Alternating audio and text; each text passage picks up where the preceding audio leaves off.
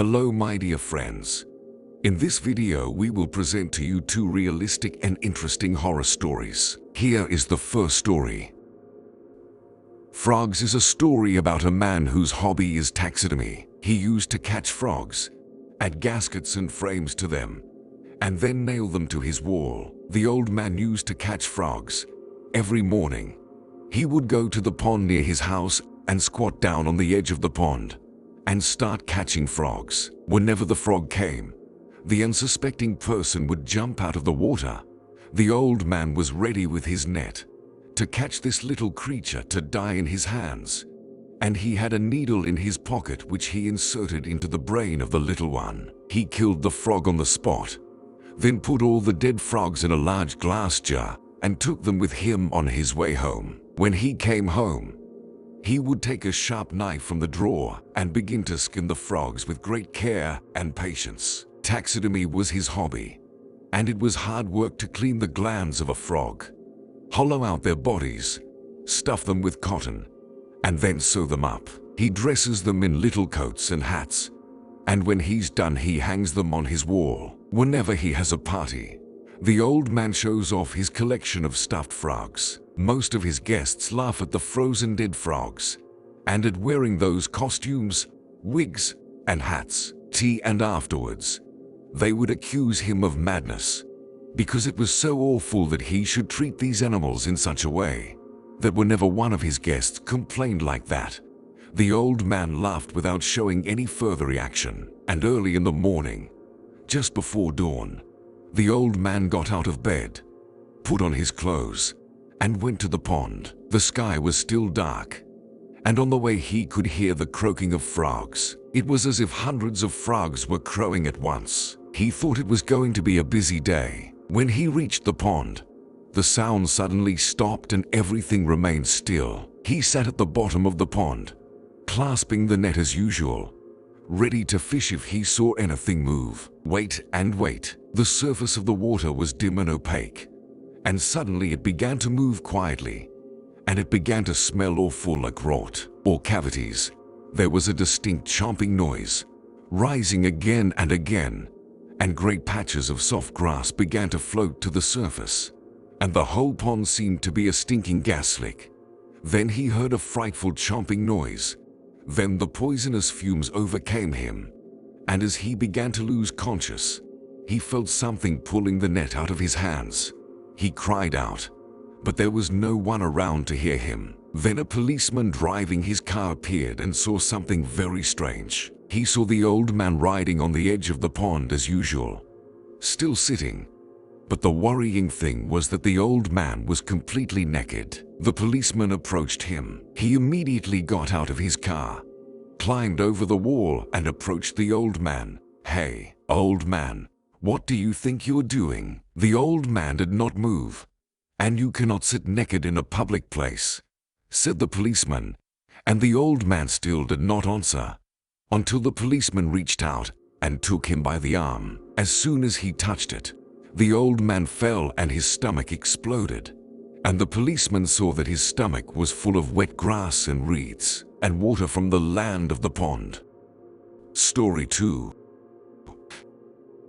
We have always heard about haunted places, and we have reviewed many hotels and houses haunted by ghosts and trapped spirits, even inside paintings. But that a ghost lives in clothes, that is what is strange. But in the world of spirits, we cannot judge anything. The painful truth may be lurking inside a dress.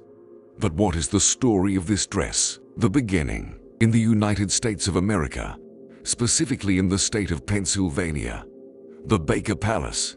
This palace that stands tall alone, as if a piece came from another planet, on a green hill, and the roots of building this palace, which is similar in its external composition to the temples of the Greeks, go back to one of the wealthy who lived in the middle of the 19th century, and he wanted this building when he planned to construct it to be something special, to distinguish it in front of his counterparts from businessmen and the wealthy.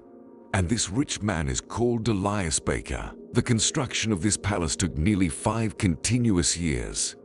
The Baker family moved to it immediately after the completion of its construction, and this palace has always witnessed many lavish parties and evening parties, which reflect great wealth. Baker was working in the field of iron trade in Blair County, and he had a wife and 2 sons and a son. The daughter was called Anna. A girl, she is very beautiful, and everyone who visits her father comes mainly to see her. But Father Baker strongly refuses to marry her like this. This rich father always wanted to marry his daughter to an army officer, princes, or even an influential senator, and she did not know. Many rich people have been at my command car. They buy these titles in exchange for money, in order to marry their daughters to members of the European royal families. But fate willed that Anna fell in love with a poor young man, and he was working for her father for a small wage in one of his factories. Dreams do not die. The beautiful girl fell in love with the poor young man, and with her father's refusal, she decided to run away with the young man and marry him far away. And she already bought an elegant dress for the wedding, but she never waited the police to take care of him until he was removed from the whole state, after he was released by beating and coercion. As for the girl, her father imprisoned her inside the palace, in her room, in which she remained confined for days, months, and years. Then the father allowed his daughter to go out again, and she lost her freshness, vitality, and spirit, and became a mass of gloom, especially after her lover had been cut off for a long time, and he may have married and fathered another girl. And Anna refused to marry despite all the offers that her father tried to give her, and she remained unmarried until the last days of her life. The ghost. Years passed, and the rich father died, and the mother and the 2 sons traveled, and Anna remained in the palace alone. She kept living inside it, looking at her wedding dress that she never had to wear for her lover. And one rainy night, Anna was gone, and the servants found her lying on her bed with tearful eyes, while she embraced her dress, and she had become a lifeless body. The palace lay there for all those years, until the American government bought it from the heirs, and turned it into a museum and a tourist attraction. It is worth mentioning that everyone who visited the palace swore that he had seen the wedding dress, which was placed inside a glass cupboard, which is he moves left and right, as if someone is dancing with him. So much so that many visitors have examined the glass wheel to see if there are threads or a source of air moving the dress. But to their astonishment, the dress is haunted, inhabited by the spirit of Anna, who never had the privilege of wearing her wedding dress. If you liked the video, do not forget to subscribe and like. Thank you, and